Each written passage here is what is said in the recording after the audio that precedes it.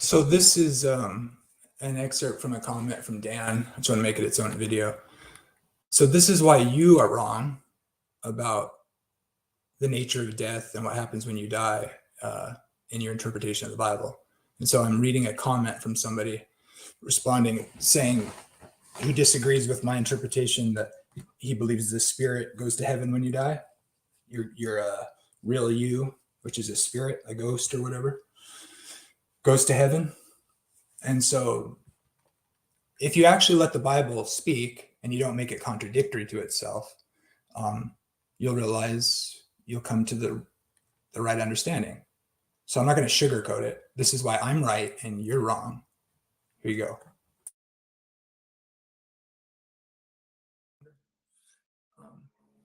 It's almost like the Bible teaches with God that clarity that your body is a temple in which you can house spirits to operate within it. I don't deny that your body houses the spirit. I wouldn't say that. Spirits like God, demons are you. Wait a minute, never mind, because materialism. I thought that was a funny comment. So let me read the comment because I interjected and inserted my own commentary, which makes it difficult to understand. This was his comment. He was basically saying dualism is true. Okay, so let's see if I can find it here. Just to make it clear that what I'm responding to. So it makes sense. Come on. All right, so Dan says, it's almost like the Bible teaches with God, like clarity that your body is I like the likes, like, yeah, I think you're mocking me because I do that too much. It almost is like the Bible teaches with God, like clarity, that your body is a temple in which can house spirits to operate within it. Spirits like God, demons, or you. Wait a minute, never mind, because materialism? I am a materialist, I'm just not a naturalist. So that being said, let's continue with the response. See, I can,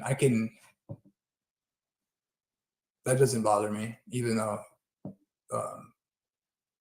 it's like, look, I don't deny that we have a spirit. That's our spirit. I don't believe in naturalist materialism. I believe in monism. That is, when you die, you're not alive anymore. And that you're the necessity of the body with the spirit of life in it. That's the idea that the difference between a dead body and a living body is the one has the spirit of life from God in it. So here's a question for you regarding what how the Bible is using certain terms that you think are saying a certain thing, like regarding the spirit returning to God. A lot of dualists say that spirits went to heaven upon death before the cross in the Old Testament, because there's texts that say, like, into your hands I commit my spirit when they die, or it says they gave up the ghost, or it says, but then it also says, but then most theologies understood that those spirits were in prison until Jesus died and then set them free, and he took captivity captive. So how could, when it says you return to dust and the spirit returns to God who gave it in the Old Testament before the cross, if the spirit returning to God who gave it, which by the way doesn't distinguish between good and bad people or lost and saved people, just the spirit of man returns to God, or the question is asked. If it's true that the spirit returned to God who gave it, and that means you go to heaven when you die, how is that possible before Jesus died and took captivity captive? If Jesus said, into your hands I commit my spirit to the Father as he died, but then when Jesus died, he didn't go to heaven.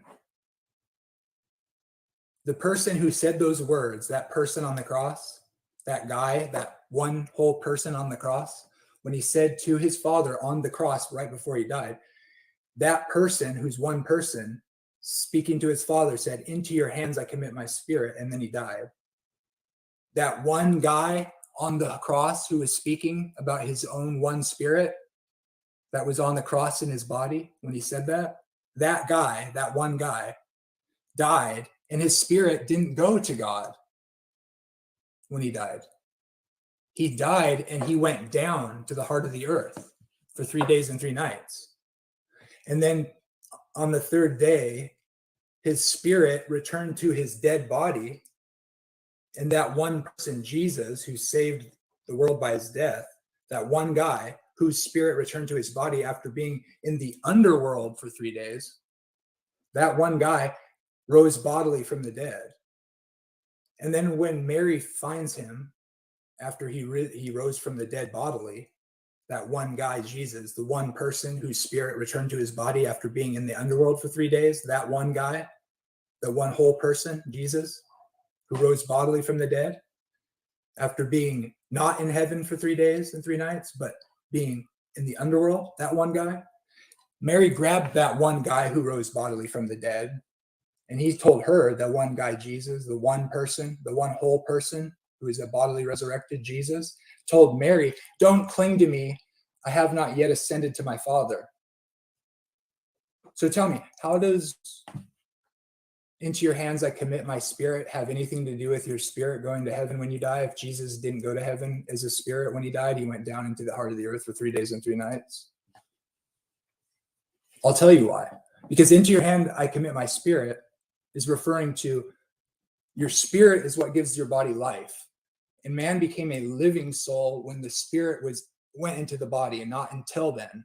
And so it's necessary for the body to have a spirit of life in it for it to be alive, not dead. So when Jesus said, into your hands I commit my spirit, he means I trust you to raise me back from the dead by putting the spirit of the breath of life that is me back into my body, and I will go from being dead to being alive. It doesn't mean your spirit as a ghost, that's you, the real you, goes to heaven immediately upon death. It doesn't mean that. It can't mean that, or you falsify the scriptures.